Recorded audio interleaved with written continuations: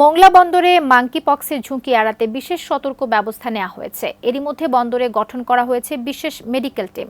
বন্দরে আসা জাহাজের নাবিকদের মাধ্যমে দেশের অভ্যন্তরে যেন এই রোগ প্রবেশ করতে না পারে সেই বিষয়ে সতর্ক কর্তৃপক্ষ। মোংলা বন্দর জেটি থেকে আরও জানাচ্ছেন প্রতিনিধি নিজামুদ্দিন।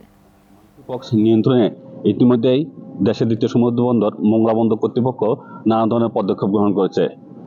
মোংলা বন্দর কর্তৃপক্ষ গতকাল থেকেই তারা বিভিন্ন কমিটি গঠন করেছে যাতে করে মাঙ্কি পক্স মোংলা বন্দরে এবং মোংলা ছড়িয়ে না পড়ে।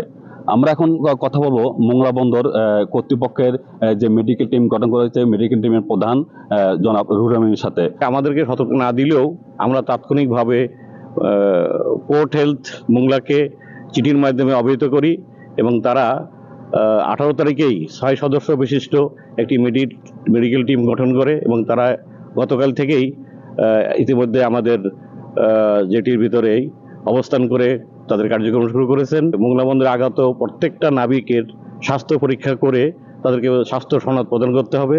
প্রত্যেকটা নাগরিক স্বাস্থ্য পরীক্ষা করেই তারপরে জেটিতে অবতরণের অনুমতি দিতে হবে এবং এই রোগের জন্য যত প্রকারের প্রিভেনশন, কন্ট্রোল অ্যান্ড কোয়ারেন্টাইনের ব্যবস্থা 24 ঘন্টাই আমাদের জেটির ভিতরে অবস্থান করেই মেডিকেল টিম এটা বাস্তবায়িত করবেন। আর আমাদের পোর্টের যদি কেউ ওই জাহাজে, বিদেশি জাহাজে আরোহণ করে, তাকেও স্বাস্থ্য পরীক্ষা পূর্বক সতর্কতামূলক ব্যবস্থা গ্রহণের মাধ্যমেই করা হবে। যেমনটি বলছিলেন যে মোংলা বন্দর এই যে মাঙ্কি পক্স নিয়ন্ত্রণে মোংলা বন্দর কর্তৃপক্ষের মেডিকেল টিমের প্রধান তারা সার্বক্ষণিক সকল ধরনের প্রস্তুতি ইতিমধ্যে গ্রহণ করেছে যাতে করে এই মহামারী মাঙ্কি পক্স যাতে মোংলা বন্দর সহ মোংলা যেন ছড়িয়ে পড়তে না পারে।